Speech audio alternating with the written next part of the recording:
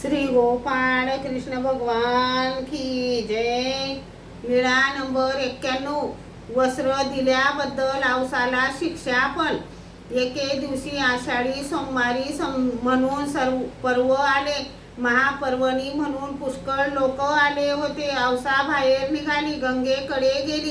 तेव्हा कोणी आंघोळ करीत होते, कोणी प्रदान करीत होते असे औसाला दिसले। औसाच्या मनात विचार आला, माझ्या आई वडिलांसाठी मुलगी मी आणि मुलगाही मीच। बापुडीत पितरे आषाढभूतपणाने पिंडदानाची वाट पाहत असतील। मग एका ब्राह्मणाजवळ गेली। है रे, पिंड पाडशील रे?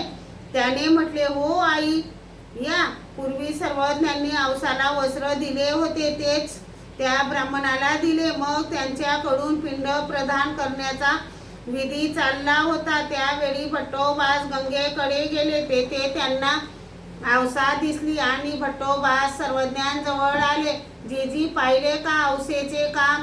आपण जे वस्त्र तिला दिले होते ते तिने एका ब्राह्मणाला दिले आणि त्यांच्या मोबदल्यात त्यांच्याकडून पिंड प्रदान करून घेतले आहे।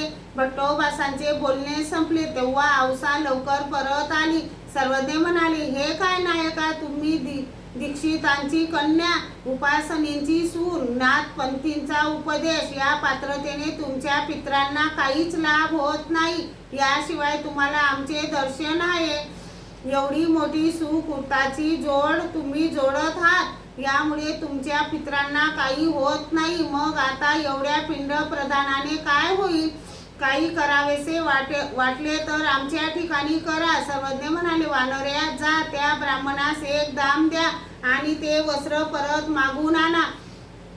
मग भट्टोबास गेले, एक दाम त्या ब्राह्मणाला दिला, वस्त्र घेऊन आले। श्री गोपाळ कृष्ण भगवान की जय।